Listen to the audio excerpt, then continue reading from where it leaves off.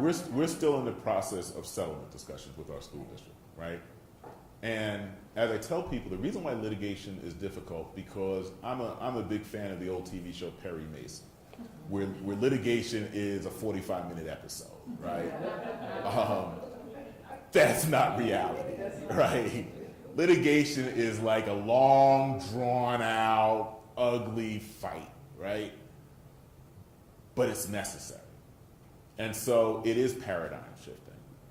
You know, on my Facebook page, my personal Facebook page, I changed a photo this week. It's my daughter meeting Ruby Bridges. And we know who Ruby Bridges is, right? So Ruby Bridges came to our community 2 years ago and gave a talk. And my daughter had the opportunity to meet her. And for me, that's the paradigm shift. Ruby Bridges walked into that school by herself, right? We have to change the dynamic that the system no longer allows that sort of isolation. And when you hear her talk about what she endured, like I knew the Ruby Bridges story, but until I actually heard it out of her mouth, it's insane that this little black girl would sit in a room all by herself and eat lunch. Right. Like hearing all the other kids in the cafeteria. She would be there with a federal marshal eating lunch. Like she'd walk into that building escorted every day. Like the psychological damage you're doing to a child. But when you listen to Ruby Bridges, there is this sense of normalcy. She said, I didn't think anything about it. I was just happy to go to school. And so unless we have that paradigm shift, we'll never get to the point where a school building is seen as open and accessible to everybody. What we've argued at my high school is that we are an integrated high school where all students walk through the same door every morning, but then they go to different classroom doors, right? So it's the segregation behind the front door that you don't see. And unless you challenge the system, and I mean challenge it because I think public education is ripe for a real challenge. We've been trying to teach children the same way for over 100 years, right? I hated sitting in a classroom, a rectangular classroom, with a teacher just talking to me. We still build school buildings the same way. They look the same way. They may have a different exterior, but the classrooms are pretty much the same, right? There's been little innovation given how advanced children are today. When I looked at my daughter as a 4-year-old and I thought about me being a 4-year-old, I really said I was stupid. Like my daughter was like so bright at 4.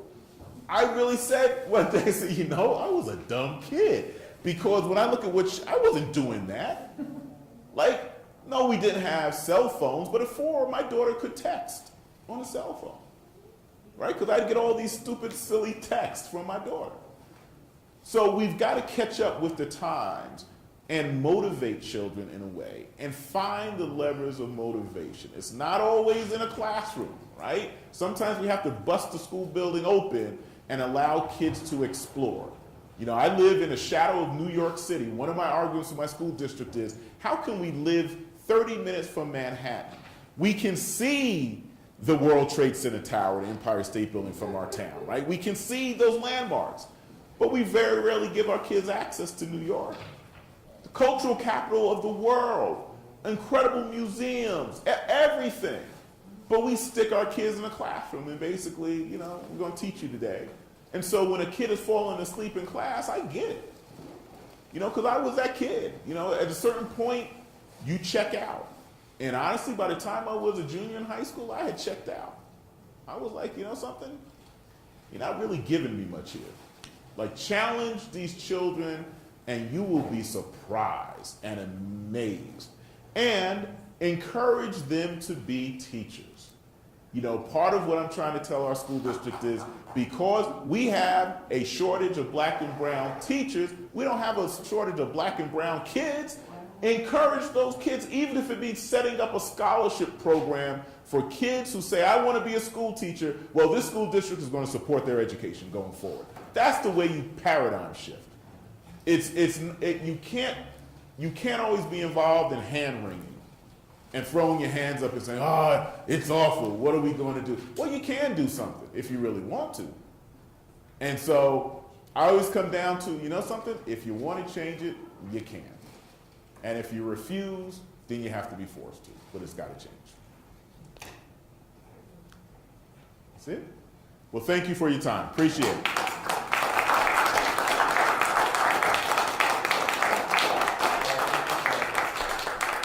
One of my finest moments was a Halloween dress up. And Look those at that. 3 boys dressed up like me as a principal. See that? Isn't that amazing? It just brings home that moment. We need kids, we need teachers, we need adults, we need professionals that can be in these communities. That's right. and be like them. And the principal shouldn't be a scary person, right? I never. Well, Sometimes. There are those moments. But every day, I can really tell you that I looked at my high school principal and my middle school principal, who was just a godsend for me.